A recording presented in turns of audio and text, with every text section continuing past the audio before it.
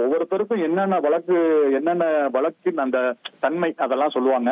அது சொல்லிட்டு தான் அந்த செக்ஷன் போட்டிருக்கிறத பத்தி சொல்லுவாங்க. அப்பதான் தண்டனை விவரங்கள் வரும். இப்ப வரப்போது தந்தை முன், அதாவது ஏற்கனவே கூறியிருந்தபடி தமிழக காவல்துறையில் பல நேர்மையான அதிகாரிகள் உள்ளனர். இருப்பினும் இது போன்ற வழக்குகளில் ஆயுள் தண்டனை வழங்கினால் இது போல செயல்படும் காவல்துறையினருக்கு அச்சத்தை ஏற்படுத்தாது அப்படின்னு சொல்லியிருக்காங்க.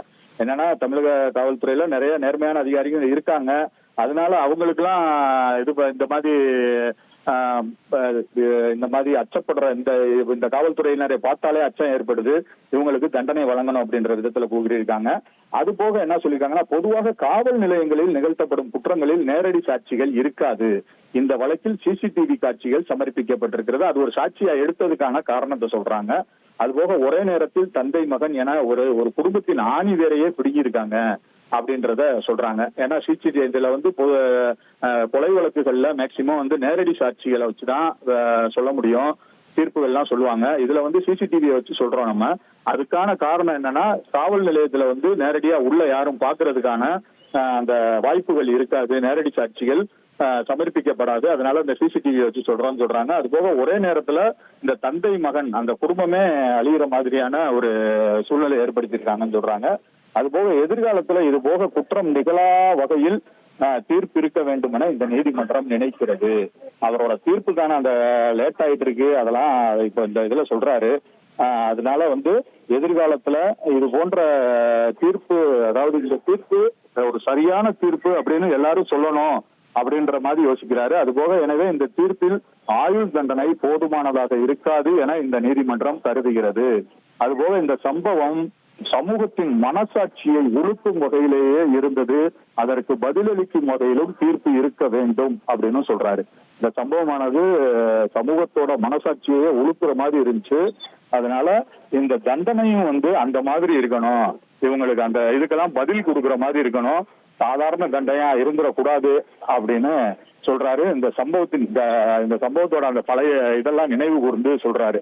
எதனால இந்த உடனடியா அந்த மதுரை உயர்நீதிமன்ற மதுரை அமர்வுல சொல்ல சொன்னாங்க. இது உடனடியா அவங்களே சுயமோட்டோவா கேஸ் எடுத்தாங்க. அந்த இதெல்லாம் சொல்லி இதனால இது ஒரு பெரிய நிகழ்வா இருந்துச்சு அந்த நேரத்துல.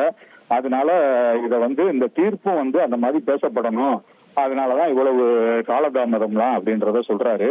அது போக இந்த திருப்பியும் அதே தான் சொல்றாங்க, இந்த வழக்கில் ஆயுள் தண்டனை போதுமானதாக இருக்காது, இது பல ஆலோசனைக்கு பின்பு தீர்மானிக்கப்பட்டிருக்கிறது, அதை சொல்லியிருக்காங்க.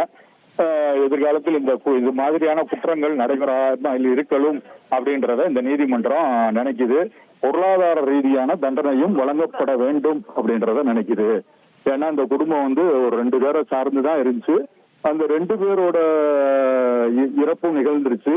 அதனால இந்த மாதிரியான குற்றம் நிகழக்கூடாது, அந்த மாதிரி இந்த தண்டனை விவரங்கள் இருக்கணும் அப்படின்னு இந்த நீதிமன்றம் நினைக்குது அப்படின்றத சொல்லியிருக்காரு. சொல்லிட்டு அந்த ஸ்டோரி சொல்லிக்கிட்டே வர்றாங்க. ஸ்டோரி சொல்லிட்டு தான் இந்த இதை எடுத்து சொல்லுவாரு. அது போக 2011 உச்ச நீதிமன்ற வழிகாட்டுதல்களை வழங்கியிருக்கு. இது போன்ற காவல் மரணங்கள் நிகழ்வது வருத்தத்தை ஏற்படுத்துகிறது அப்படின்னு சொல்லியிருக்கு. அது போக உச்சபட்ச தண்டனை வழங்குவதே சிறந்ததாக இருக்கும் அப்படின்னு சொல்லணும் அப்படின்னு சொல்றாங்க. அது போக யார் அதிகமா அடிச்சாங்க அப்படின்லாம் வேறுபாடு காட்ட முடியாது. ஏன்னா எல்லாருமே ரொம்ப விரக்தியா செயல்பட்டு இருக்காங்க. இதுல அதாவது அவர் என்ன சொல்றாரு, உச்சபட்சமான விஷயமா செயல்பட்டு இருக்காங்க. அதனால உச்சபட்ச தண்டனை வழங்கணும். இவங்களுக்கு யார் அதிகமா அடிச்சாங்க யார் கம்மியா அடிச்சாங்க அப்படின்லாம் இதுல விசாரிக்கிறதுக்கு வேலை இல்லை அப்படின்றத எடுத்து காட்டுறாரு. இந்த சம்பவத்தின் இதுதான், இந்த ஆயுள் தண்டனை போதுமானதாக இருக்காது, அதே தான் திருப்பி சொல்லிட்டு வர்றாங்க. அப்புறம் உச்ச நீதிமன்ற வழிகாட்டுதல்களை எல்லாம் சொல்றாங்க. அதாவது மரண தண்டனை விதிக்கக்கூடாது, அந்த ஆயுள் தண்டனை தான் விதிக்கணும் அப்படின்றதெல்லாம் சொல்லிக்கிட்டு இருக்கோம் அப்படின்றத திருப்பி சொல்லிக்கிட்டு வர்றாங்க. இதுக்கு அடுத்துதான் அந்த இது வரும் சாராம்சம், அதாவது வழக்கின் தன்மை, அதை சொல்லி இவங்களுக்கு இதுக்கு இந்த தண்டனைன்னு கொடுப்பாங்க. அந்த இது வரும் அப்படின்னு எதிர்பார்க்கிறோம். மரண தண்டனை விதிப்பது தான் சிறந்ததுன்னு நீதிபதி குறிப்பிட்டதாகவும் நீங்கள் சொல்லியிருந்தீங்க மாரிசாமி. இந்த நிலையில் இது போன்ற காவல் நிலைய மரண வழக்குகள்லாம் இதுக்கு முன்னாடி நடந்த சம்பவங்களில் குற்றவாளிகளுக்கு என்ன மாதிரியான தண்டனை எல்லாம் வழங்கப்பட்டிருக்குன்னு ஏதாச்சும் உதாரணங்கள் சம்பவங்கள் இருக்கா? இல்ல இதற்கு முன்னாடி நடந்த சம்பவங்களை பார்க்கும்போது அதுதான், அதாவது உச்ச நீதிமன்ற வழிகாட்டுதல்களை தான் சொல்லிட்டு வராங்க. உச்சநீதிமன்ற வழிகாட்டுதல்கள்ல வந்து இதுக்கு முன்னாடி உச்சபட்ச தண்டனை வழங்கணும். உச்சபட்ச தண்டனைனா மரண தண்டனையாவும் இருக்கலாம், ஆயுள் தண்டனையாவும் இருக்கலாம் அப்படின்றதான் சொல்லிட்டு வர்றாங்க. இது வந்து மரண தண்டனை விதிக்கலாம் அப்படின்றதுக்கான அந்த நிறைய ஆலோசனைகள் தான் இங்க கேட்கப்பட்டிருக்கு. அதனால எந்த தண்டனை அப்படின்றதுதான் இந்த வரும் அப்படின்றதுதான் சொல்றாங்க. இன்னும் உச்சபட்ச அதாவது உச்சநீதிமன்ற வழிகாட்டுதல்கள் தான் இதுல இருக்கு அப்படின்றதான் சொல்லியிருக்காங்க. காவல் மரணங்கள் தான் நிகழ்வதை வருத்தமளிக்கிறது. இதெல்லாம் உச்சநீதிமன்றம் பல வழிகாட்டுதல்களை கொடுத்திருக்கு அப்படின்றத சொல்றாங்க. சாத்தான்குளம் தந்தை மகன் கொலை வழக்கில் தண்டனை விவரங்கள் இன்னும் சற்று நேரத்தில் என்னென்ன தண்டனைன்னு தெரிந்துவிடும். 9 பேருமே குற்றவாளிகள்னு ஏற்கனவே தீர்ப்பு வழங்கப்பட்ட நிலையில் அந்த 9 பேருக்கும் என்ன தண்டனை என்ற விவரம் நமக்கு தெரிய இருக்கிறது. இதில் மரண தண்டனை விதிப்பதே தான் சிறந்ததுன்னு நீதிபதி குறிப்பிட்டு இருக்கிறார். இதில் பல விஷயங்களை குறிப்பிட்டு பேசியிருந்தார் நீதிபதி. மத்திய அரசு காவல் நிலைய மரண வழக்கில் உச்சபட்ச தண்டனை வழங்க வேண்டும்னு கூறியிருக்கு. அரிதினும் அரிதான வழக்குகளில் மட்டும்தான் இந்த மரண தண்டனை விதிக்க வேண்டும்னு உச்சநீதிமன்றம் சொல்லியிருப்பதையும் நீதிபதி குறிப்பிட்டிருந்தார். இதுபோன்ற காவல் மரணங்களை சகித்து கொள்ள முடியாதுன்னு தமிழக அரசு அறிக்கையிலையும் தெரிவித்திருந்ததாகவும் நீதிபதி குறிப்பிட்டிருந்தார். தந்தை முன் மகனையும் மகன் முன் தந்தையையும் சட்டவிரோதமாக அடைத்து வைத்து தாக்கியிருக்காங்க.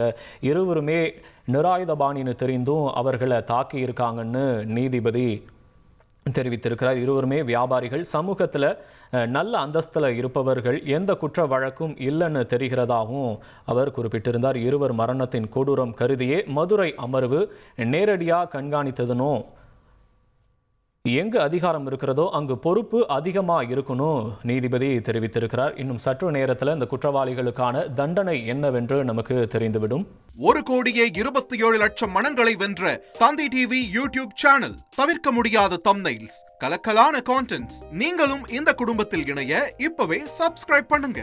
அசுரபலம் கொண்ட எங்கள் டிஜிட்டல் கரங்களில் உங்கள் விளம்பரங்களை சேர்க்க வாட்ஸ்அப் பண்ணுங்க. 8939888378. Email advtthanditv@dttv.in.